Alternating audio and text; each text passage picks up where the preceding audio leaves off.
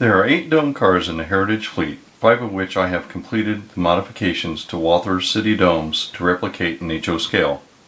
For each car, I will give a brief history of the prototype, then talk about the model.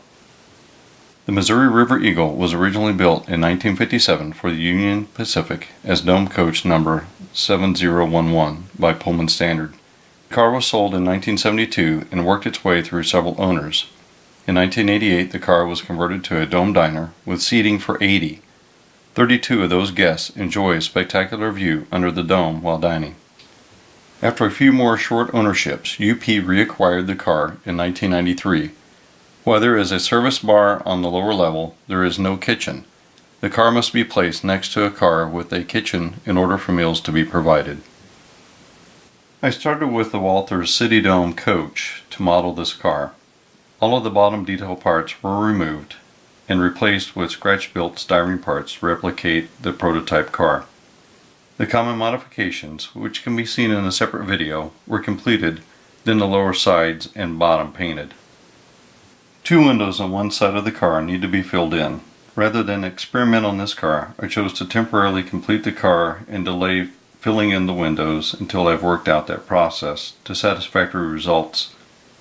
The car also needs red marker lights installed on the ends and will receive a Tsunami sound card decoder to call this car complete. Dome Coach 7001 was delivered to UP in 1955 by the American Car and Foundry Company. The car was sold to Auto Train in 1972 and found its way through several other owners by the 1980s. UP reacquired the car in 1989 and named it Columbine in 1992. The car seats 60 passengers in total, with 24 seats under the dome. In 1958, Pullman Standard delivered the last dome car built in the country, dome coach number 7015, to the Union Pacific Railroad.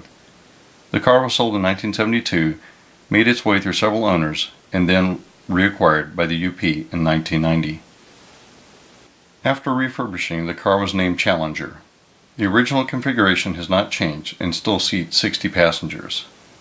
Because the prototype Challenger and Columbine are nearly identical, I decided to work on them at the same time. The only real external changes from the Walthers City Dome coaches are underneath the cars. With prototype pictures at hand, I replicated the detail parts from styrene and glued into position.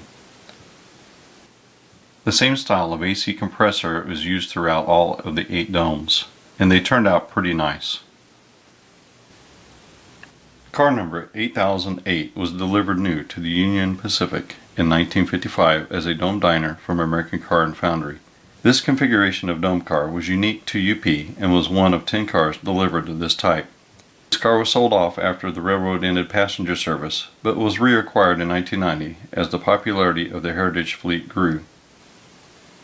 UP rebuilt the car and named it City of Portland. Its notable external features are the 2 modern exhaust vents on the short side of the dome.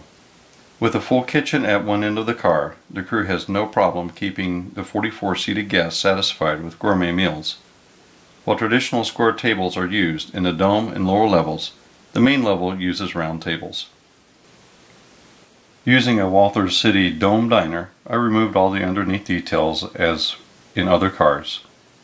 Prototype-specific components were scratch-built out of styrene. Metal tape was cut to size and placed on the doors at the kitchen end of the car. All the common modifications were completed before moving on to the roof. I fretted about working on the roof details, but it turned out not to be so bad. A fine-tip glue dispenser is a must though. I have no prototype measurements, so I'm just extrapolating from prototype pictures. This car took about 30 hours to finish. In 1955, the American Car and Foundry delivered car number 9004 to the Union Pacific as a dome observation car. As delivered, the car had 2 rear windows and was set up for end-of-train duty. To make this and similar cars more versatile, the windows were plated over and the cars were set up for mid-train operation. 9004 was one of many cars that UP retained after regular passenger service transferred to Amtrak. The car was named Harriman in 1988 after remodeling work was completed. More remodeling occurred in 2006 when the entire interior received a beautiful wood treatment. The configuration has not changed significantly over the years, but UP now classifies the car as a dome lounge.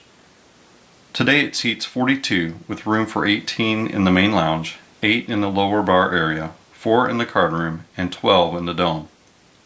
Along with the Walter Dean, the Harriman has chairs in the dome instead of bench seats like the other 6 domes in the Heritage fleet. The Harriman is also one of 2 dome cars to have the rear sides painted gray.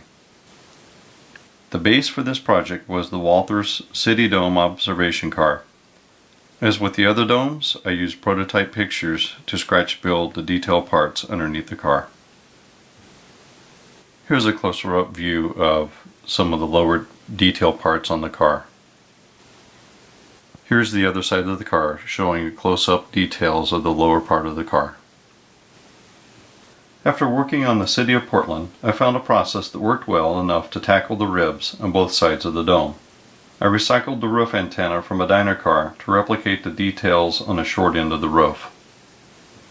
The GPS and TV antennas were also made from styrene and painted before installing on the car.